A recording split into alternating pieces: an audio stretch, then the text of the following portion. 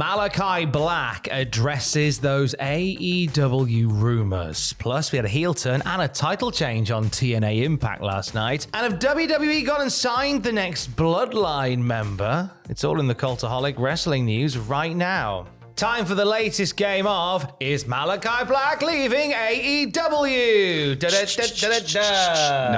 No. The answer's no. We talked about it because that match with Adam Cole was weird. He sat cross-legged at the end and said, "Come on, hit me." And then Cole hit him and pinned him. And then afterwards, he hugged him. It was weird. It felt like so long. Massively so. He was trending afterwards on Twitter. Everybody thought the exact same thing. It felt like a goodbye. I don't think, he talks about it here, I don't think it felt like a retirement in any way, but it certainly felt like this is me done, because it was weird. Apparently, it was more a throwback to a previous NXT match that they had where Adam Cole had done the polar opposite and sat there and been like, "Give it to me," and then he got hit with the black mass. But the afterwards with the hugging and everything, it did feel like top of the ramp, and he may as well have just waved and blown kisses. Anyway, he took to Twitter, he released a video on there saying, "Here we are once more, one match down, and everybody is, oh, he's retiring because of his injuries, this and that. I'm not injured, neither am I retiring or am I leaving. I feel like this happens every match, and I don't understand how many times you're going to say these things, then them not happen, and people will still fall for that. I haven't been injured in more than 3 years, and I'm referring to my back injury, of course, and I only posted about that after it had already been done. And if you would have read the post, you would have seen that and not what other people have written about it. I'm fine. I've been fine for the longest time. I would appreciate it if all that stuff stops, man. If I'm retiring, you're going to hear it from me and not after Adam cuts a promo as a thank you for the match, because that's all it was. So thank you." I think that Malakai Black should lean into it, and every single one of his matches should end like it's a goodbye. So like he loses, then stands there and just waves to everybody. Maybe one week he just leaves his boots in the ring. Give him exit theme. Give him the exit theme, like Foley had back in the day. He's got a separate thing, and he's got no, hey, goodbye, and he goes. I mean, that's it. That's another thing. That Adam Cole promo was just like, he's one of the best I've ever stepped in the ring with. You don't say that. Whatever. He's not going anywhere apparently. But there's been a lot of talk about him, obviously, because Tony Khan said that he was with the company for a long, long time, and then it was revealed that he could be done with the company if Tony doesn't exercise the contract extension stuff. Yeah. End of this year, beginning of next-ish. So with all this discourse going on, House of Black's own Brody King spoke on Twitter and said, "I'm going to miss my brother Malakai. I heard after last night's match, Malakai is leaving wrestling forever and starting a traveling cat circus. I knew it was his true calling when he showed me a video of his cats reenacting a move for move of Ospreay versus Ricochet." What's he like? Oh, fun we're having. So, is Malakai Black retiring? No, he's not. Let's just start the cycle again. Just do it every week now. Yeah, ignore the Malakai video. We just focus on the Brody. Breaking news, Malakai Black could be retiring to start a traveling cat circus. Let's go across live to nowhere. Also, on Wednesday, we saw NXT/ECW in the 2300 arena. Lots of ECW favourites popping by and saying hi. One of those was Rob Van Dam, who we didn't see get physically involved in any action per se. Like, he got taken out backstage when the cameras weren't on him. He swung a chair. He missed it. He ducked a chair shot from Wesley, but didn't physically get involved. We thought he might have done.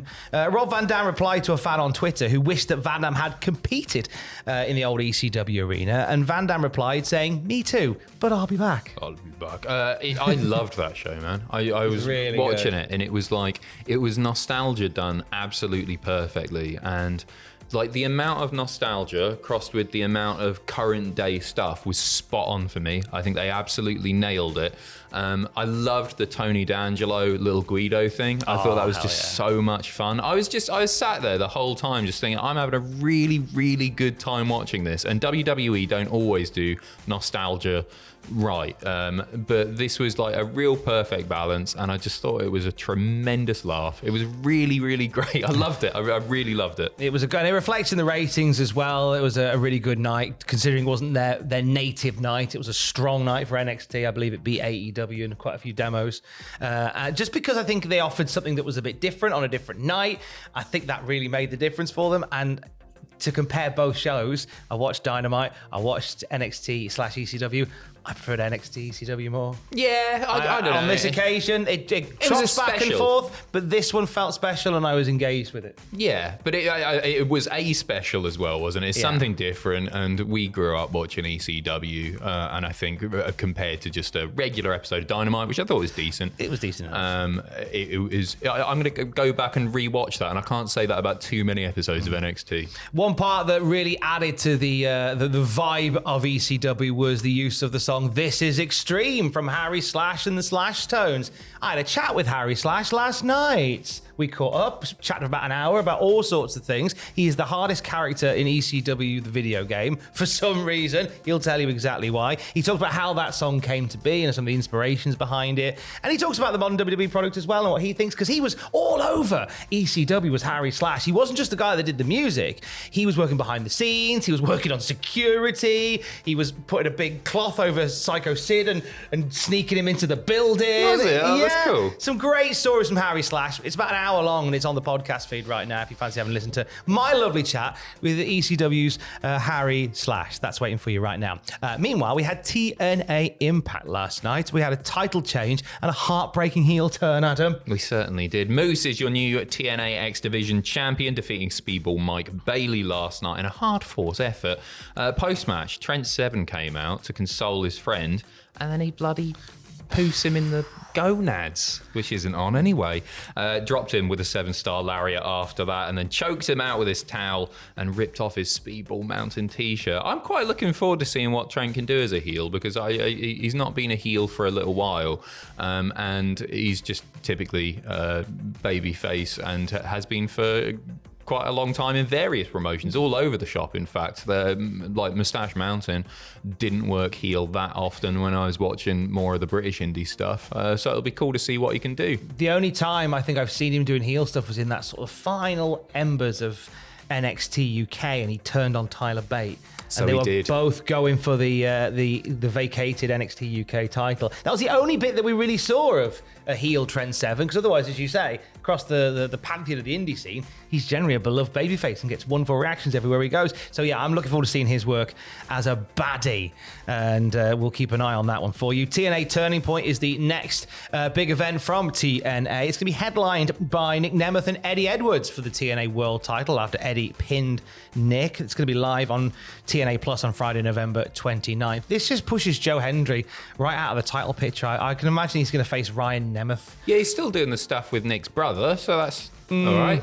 I think, right, unless they've let Hendry out of his contract early, unless WWE have paid him a bunch to get Hendry in, and I don't know what's going on there.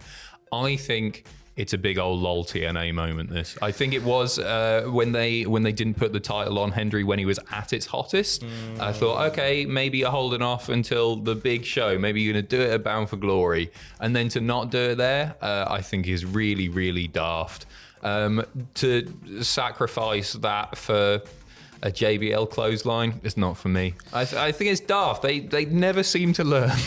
They don't. Jack weighs in on this as well on an all new matches of the month. That's on the podcast feed on Sunday as well. He's looking back at some of the biggest matches of the month of October 2024. He'll talk extensively about that. I think as we all have, to be honest. I think we all kind of come down the same line of opinion, which is lol TNA on this particular occasion. Meanwhile, WWE, I think, have signed the next member of the Bloodline. Quite possibly. WWE official Felix Fernandez sharing a photo of Lance Anoa'i on stage at a charity event alongside WWE Performance Center talent, all wearing NXT shirts. Yeah, big shout to Muscle Man Malcolm, by the way, who was the one that clocked Lance Anoa'i in that picture posted by Felix. Like, oh, there he is.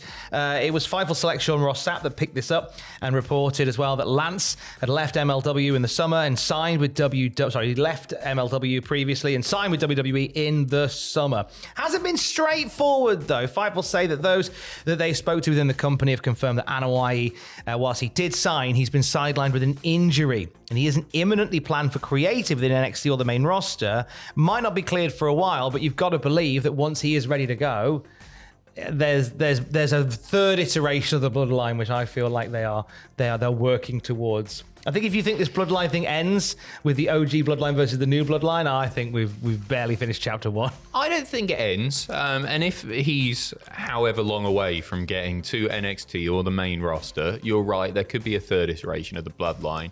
I think people will tire of it, and I think it'll probably just become more a loose association of people who do their own stuff, but are held together by the fact that they are part of the Anoa'i family tree. That's where I see it going personally, because every time that you introduce a new thing, it's probably not going to be quite as good as the previous one. It's just going to, NWO, right? It's just going to get a little bit worse and a little bit worse and a little bit worse. So maybe I'll be wrong. Maybe they'll bloody debut him at the next premium live event and he'll get involved in true bloodline style, costing the OG bloodline the win at War Games or something. I don't know. He's a really talented guy. I think he's decent. I did the every Anoa'i member ranked from worst to best, and I watched a bit of his stuff, and he's good. He doesn't quite have the aura of some of the other bloodline members, but neither does Tangaloa, and he's in there. So I'm not going to do any video. You know not what slag they him off. say? You know what's written on that tea towel in the kitchen in the office? If Tangaloa can do it, anything is possible. And for the latest wrestling news at any time, you can check out Cultaholic.com. Stay safe. Love you. Bye.